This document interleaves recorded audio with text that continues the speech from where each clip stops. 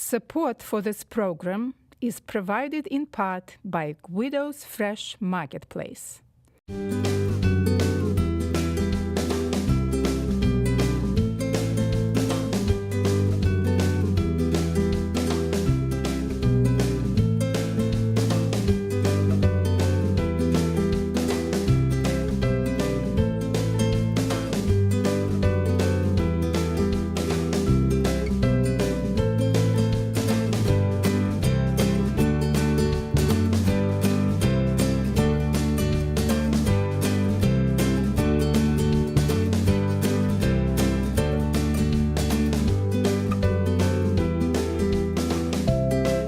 Welcome to my cooking show, The Natural Cook with Anna Gershenson. Summer is in full swing with hot temperatures, especially hot this summer where we live in the Berkshires. And definitely you want to eat something cold, fresh, crunchy. So instead of eating potato chips and corn chips, I'm going to be offering you today something that your teeth can crunch on, like raw vegetables and nuts and seeds. They're especially delicious when they are roasted.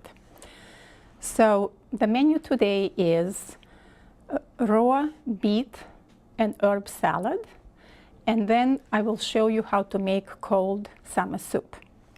So we will start with beets. Beets come in variety of flavors and colors. And so today I chose Chioggia beet, which is not as red as our regular beets. They have very beautiful pattern of like red and white, and they are not as bleeding. So when you are going to be cooking them, dealing with them, peeling them, your hands are not really going to get so dirty. However, this recipe can be made with any kinds of beets, and red beets are wonderful for it. If you are going to be choosing a red beet, or any beet for that matter, it's really better to go with the organic variety.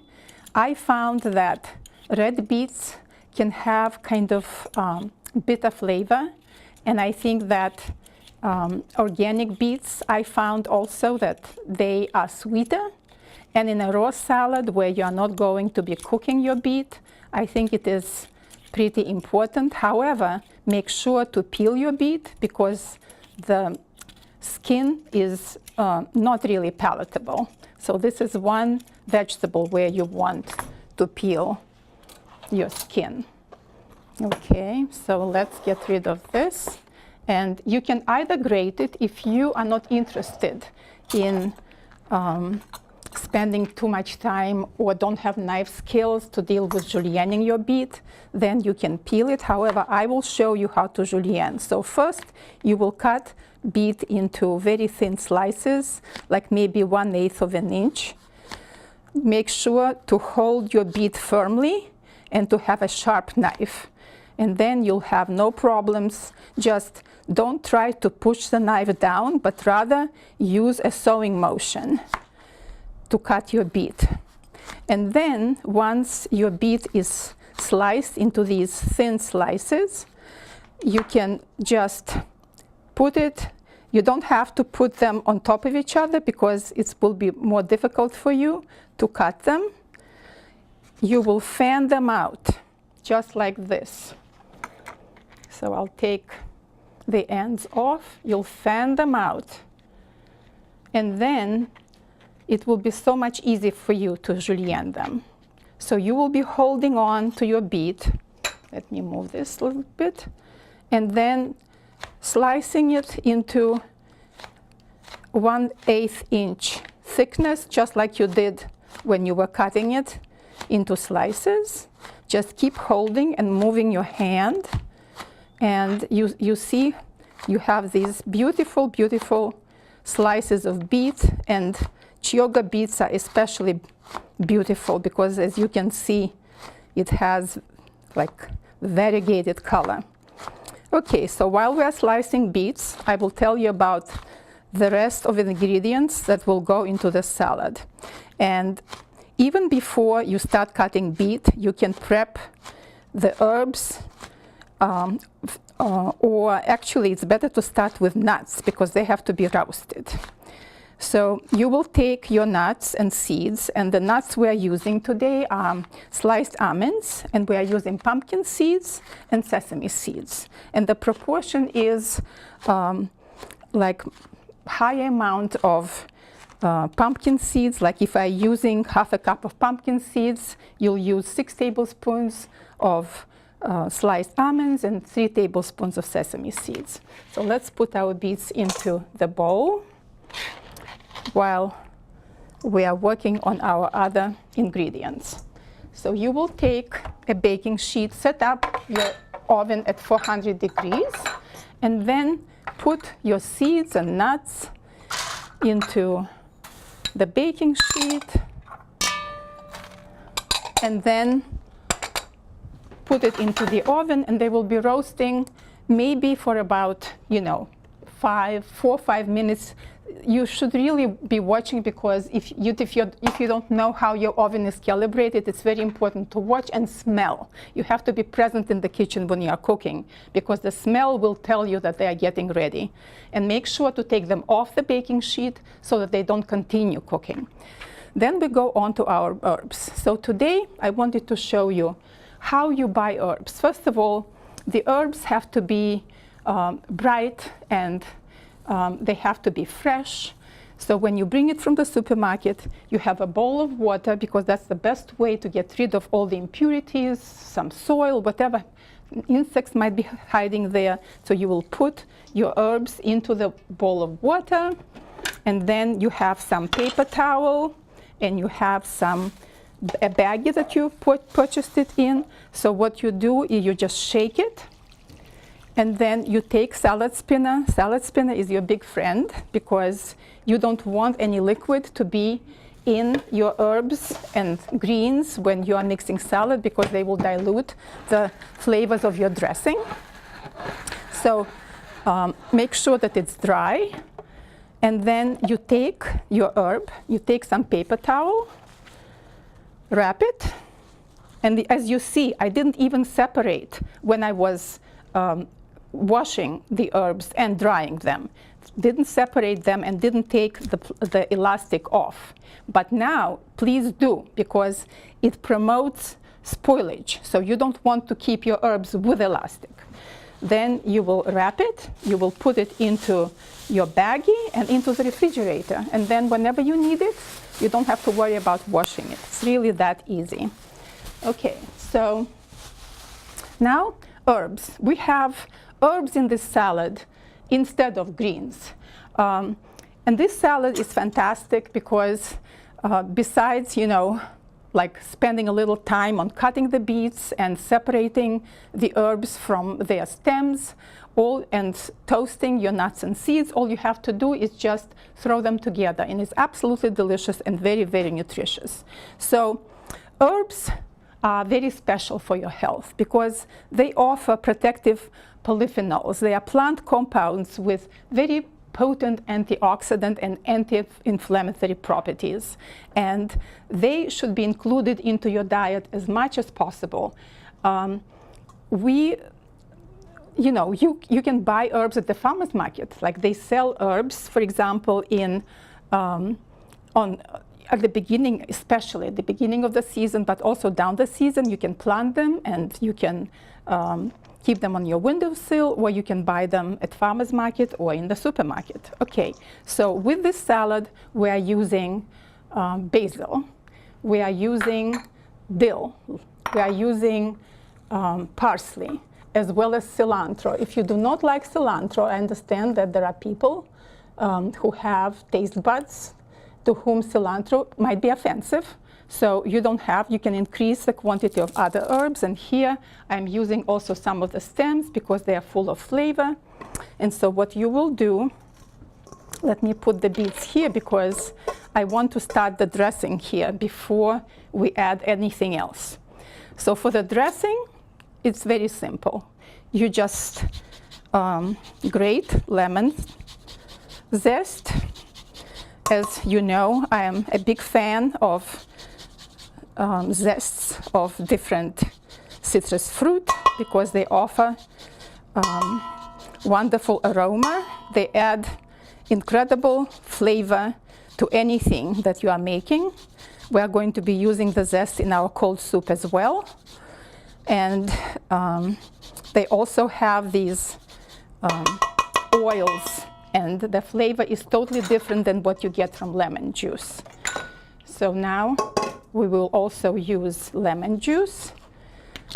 Well, I'll have some ready, so I will just pour it in. Okay, we will add some red chili flakes, and please add it according to your taste.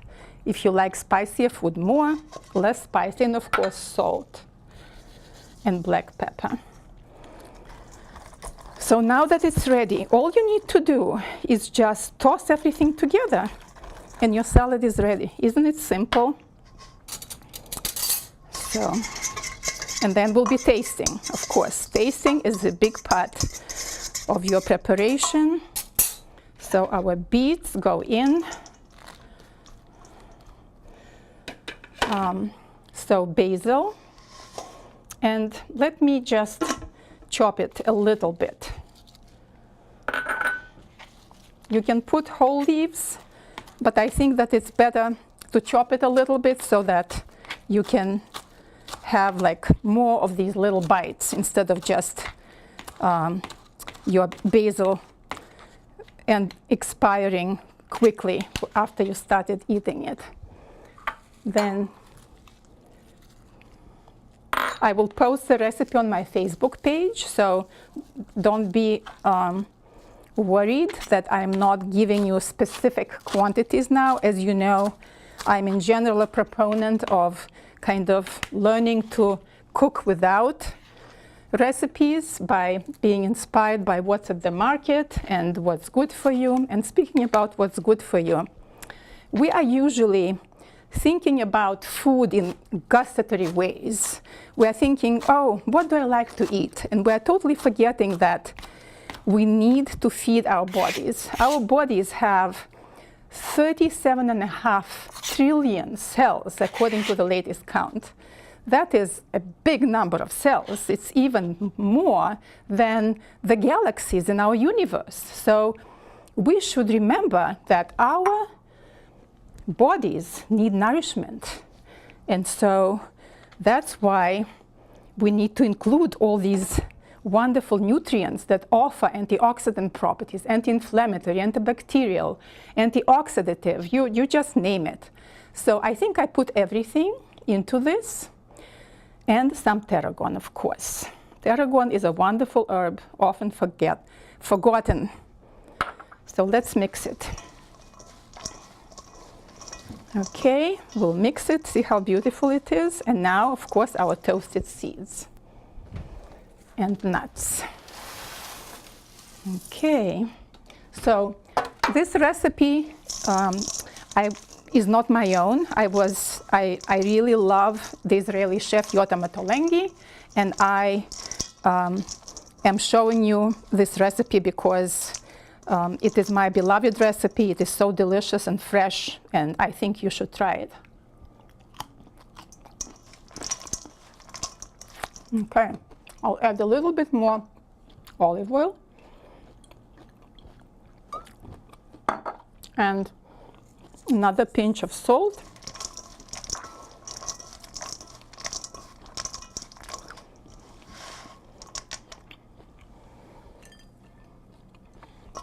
And it's ready to be served.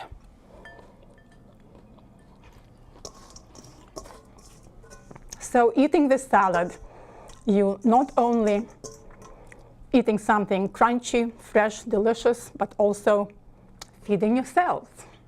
Now we are on to our cold summer soup. What can be better than having some cold soup that will cool you down during these hot summer days? And I go with watermelon, and I want to tell you more about watermelon. First of all, I brought a whole watermelon into my kitchen studio because I wanted to show you how I shop for watermelon. you want to make sure that it's heavy for its size. Then you tap on it. And if it sounds hollow, it's probably ripe. You also look for yellowish, dull skin surface. That's where the watermelon is lying, and this is a good indication that the watermelon is ripe. And so I always wash all my fruit. Even if the rind doesn't go into the dish, it should be washed, as well as cantaloupe that goes into it, and as well as kiwi. So these are the three main ingredients that go into it. So I will go ahead, and also when you're cutting the watermelon, if you hear this kind of like a cracking sound, that's also, see how it crackles? That's also a good indicator, and it actually splits. That's also a good indicator that your watermelon is ripe. So watermelon is a very, very healthy fruit. We think about it in terms of what it does for us, you know, quenching our thirst, that it's so good to eat cold watermelon, well chilled, when the summer is here and sometimes water doesn't quench your thirst the way that watermelon does. So I'll show you first how I release the flesh from the rind. And by the way, rind is also edible, and of course you want to have organic if you want to eat the rind, but rind also is edible and has a lot of nutrients in it. So I take a knife, like a smaller knife, not a big chef's knife, and then I will go along the base. And of course, the darker the melon, the watermelon, the more lycopene is there. But so red one is better in that respect than yellow one. But also, what I want to tell you is that lycopene is a very important nutrient in watermelon. Surprisingly, you know, we always tout tomatoes as good sources of lycopene. However, watermelon is just as good. And lycopene is very important for your cardiovascular health, as well as they recently have discovered, for your bone health. And when you buy your watermelon, don't put it in the refrigerator whole. Only if you buy a cut watermelon, you want to store it in the refrigerator. Otherwise, you want to store it in like temperature 65 to 68 degrees. The watermelon continues ripening. You actually want to buy it ripe, but it continues kind of ripening a little bit, and you don't want to chill it and to destroy all the nutrients there, you know, by very, very cold temperature before it's cut. So we are going to put it into our food processor, and we favor seedless watermelon. However, I want to let you know that seedless watermelon is not the result of GMO engineering, genetical engineering. It's the result of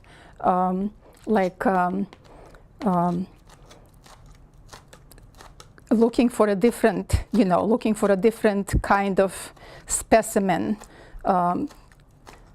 like hybridizing to achieve that. So it's very convenient not to have seeds. I grew up only with seeded watermelon. The next ingredient will be cantaloupe. This one is already at farmer's market, so you just scoop out the seeds, and then you remove the rind, and then you throw it in after you chop it. And then kiwi. These are sweet fruit, so kiwi is kind of tart, and kiwi is very high in vitamin C. And I want to show you how I would go about peeling the kiwi. First of all, when you buy it, you want to feel it so that it's kind of on the softer side, not mushy, because it's very hard. Then it's not really ripe. It will be very difficult for you to use it. It won't be really good at all. So you will take a spoon, and you kind of inch your spoon into close to the skin, and start rotating. And the juices can go right there into, not to lose them, into my food processor. So then you just spoon it out. As you can see, spooning it out and dropping it in. And then you can also kind of scoop out the inside, because the closer you go to the skin, the more vitamins are there. And we will add more of our kiwi. And another thing that I will add is chopped mint and lemon zest and lemon juice. And then a little bit of salt. I always add salt to balance the sweet flavors, even in desserts. Just a little pinch. It makes all the difference. It actually even heightens the flavors, even in sweet desserts. Okay, and some lemon juice. All right. And a pinch of salt. You could add lime juice as well, but I find that watermelon and kiwi and cantaloupe, they really have good affinity for lemons, flavor-wise. Okay, let's start processing.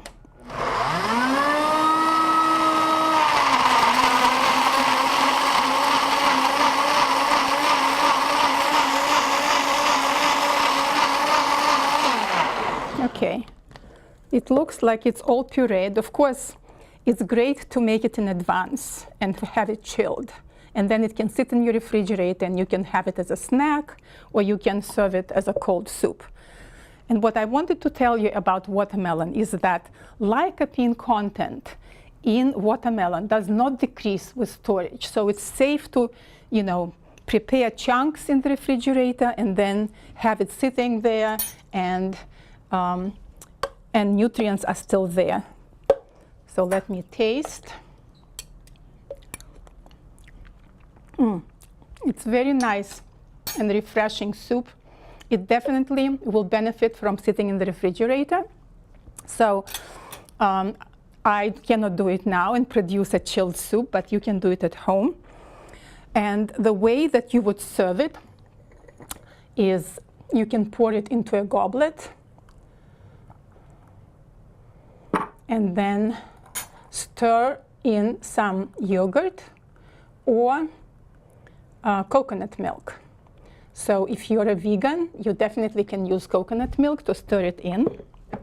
Otherwise, the yogurt that I would go for is yogurt that is non-homogenized. So you see there is like cream on top, and that cream has valuable fat, because grass-fed, which this yogurt is, grass-fed cows produce omega-3s in their fat, and that's why it's good for us to eat grass-fed butter and grass-fed milk, and as well as grass-fed dairy, like yogurt. So I would just mix it in, or you can just, take some of that fat and eat it if you like it. It's very, very delicious. So I would just pour some of the yogurt in and swirl it in. Or you can have it without any addition at all. It's also very good. Or you can take coconut milk. That is also very good for you. Coconut fat has medium chain fatty acids that get absorbed right away. They don't really stay on your thighs, get absorbed into your body through liver. And so you can do this, just stir it in, and then you can decide which one you like better. So you'll stir it in a little bit, okay? And then you can take and do like additional yummy decoration and nutrient like raspberries. Mash them up a little bit or leave them whole and put on top.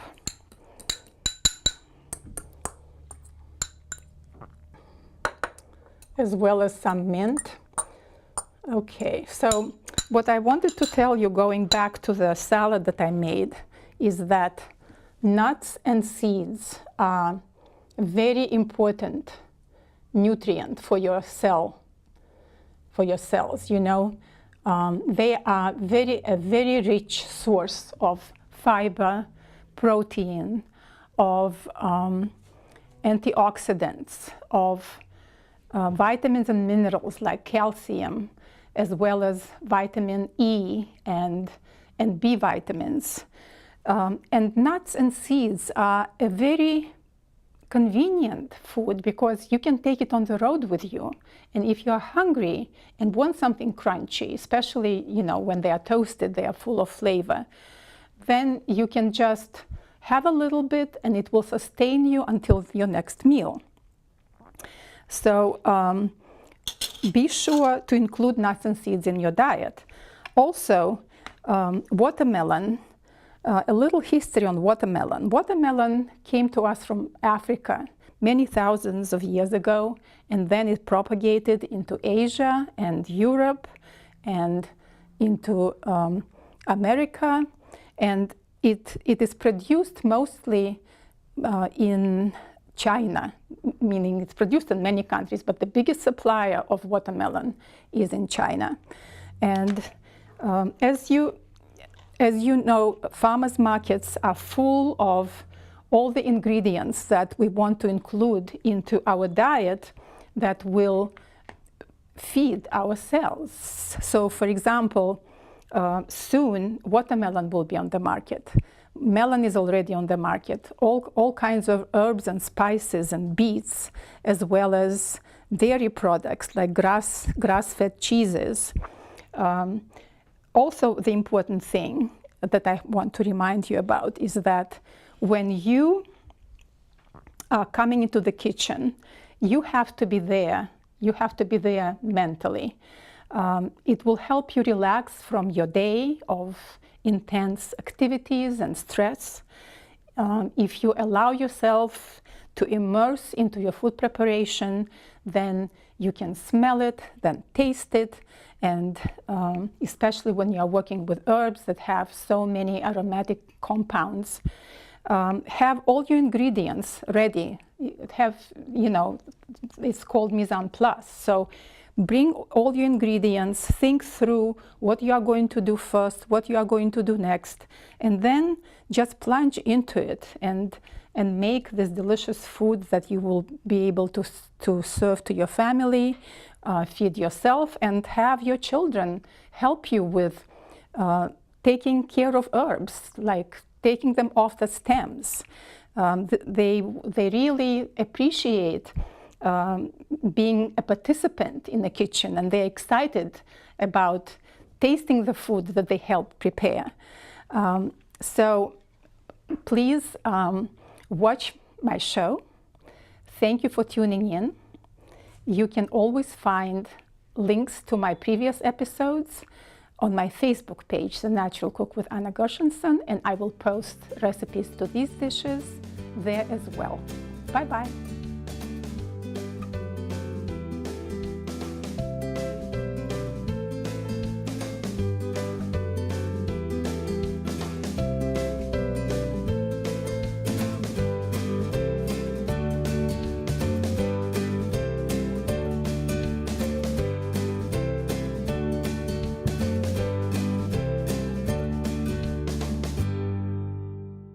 Support for this program is provided in part by Guido's Fresh Marketplace.